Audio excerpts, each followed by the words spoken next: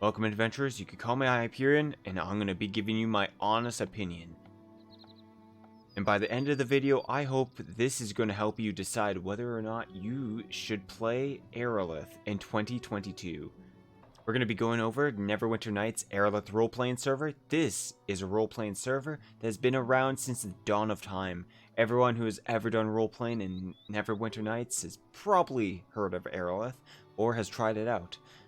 The game is run in 3rd edition Dungeons & Dragons. If you have played any of the new Pathfinder PC games, then you'll realize it is somewhat similar to that system, but with a couple changes. So I've played on and off on Arelith. Well, one could say I was pretty addicted at one point. I've collected probably around 500 hours on this server alone and made it to level 30 with a couple other characters reaching 25, 15, just an example. I've done extensive crafting, completed almost all the quests on the server, and explored most of the areas, and even owned shops and homes in the game. Just like any other RPG, we'll start off our game with creating a character. They have a couple options where you can change the face and the body sizes, which there are only 2, but don't expect to see too many unfit characters running around the world. There are definitely a ton of new classes that are not in the original game, and many options to choose from. And even after choosing some of those classes, there are also subclasses for some of them. I also think it is very difficult to not build a character with the end goal of having really high strength, because of the carrying requirements of many of the in-game resources. If you want to do certain crafting, having high strength is just way too useful. You can also find that there are some pretty unique races to choose out of.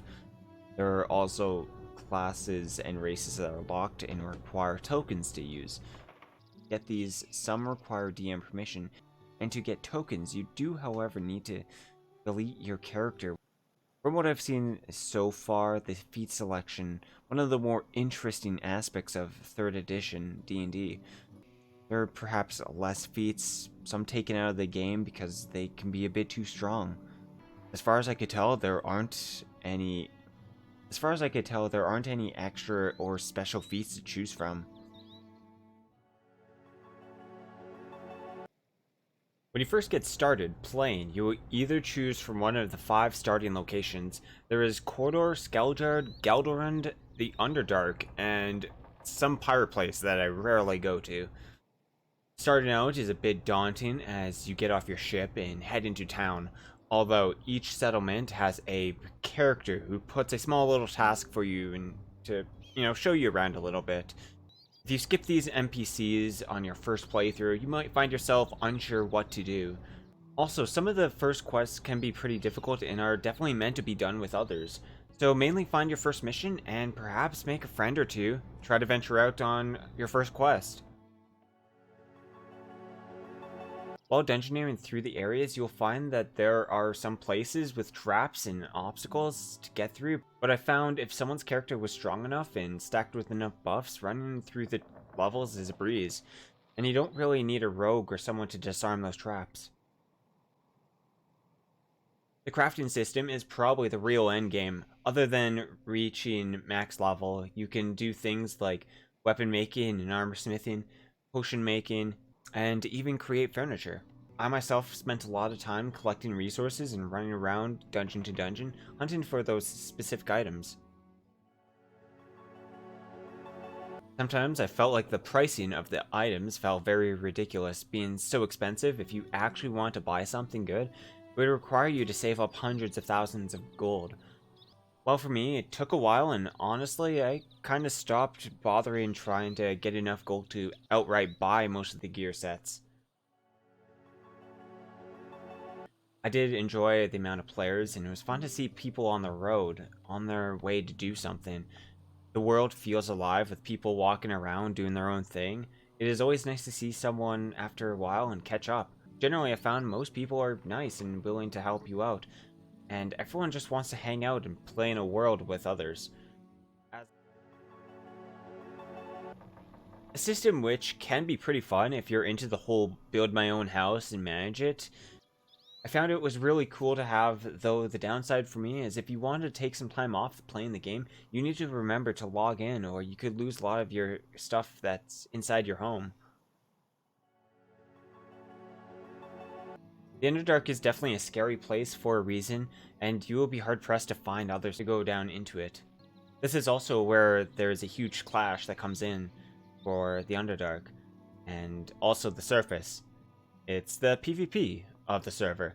I did play a character in the Underdark as well, and I found that the difficulty was quite high, with sometimes running into bosses of enemies that were way higher level than you. The items are really expensive, and there is a nice constant hate for humans, so if you play human down there, expect questions such as, hey, where's your owner? The area in Underdark is a hub for all of the evil-aligned characters to hang out and explore with.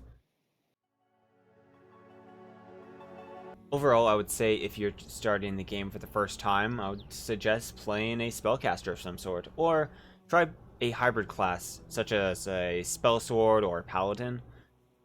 I personally found that playing a melee class at high level required me to build a character in a certain way in order to survive.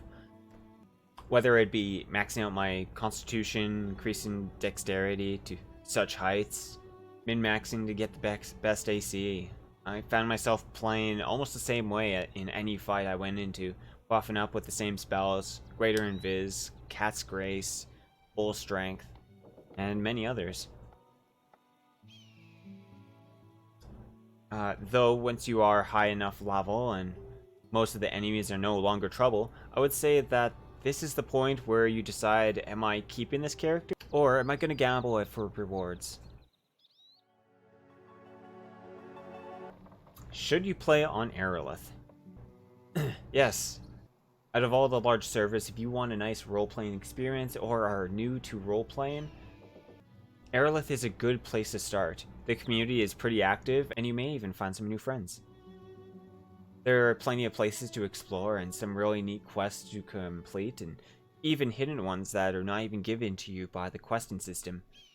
If this server sounds interesting so far, I definitely recommend trying it out and seeing if this is a place where you want to roleplay. The server may not be for everyone, but I think it is a great place for new players to try out. Though I also recommend trying other servers out as well. There may be some small hidden gems out there, so don't be afraid to try some of the small servers and see what's out there. If this was interesting or you found this was helpful at all, hit that like button. And if you want to see more video game content, definitely subscribe. We'll most likely jump back into more role-playing and maybe even check out some other servers in the future.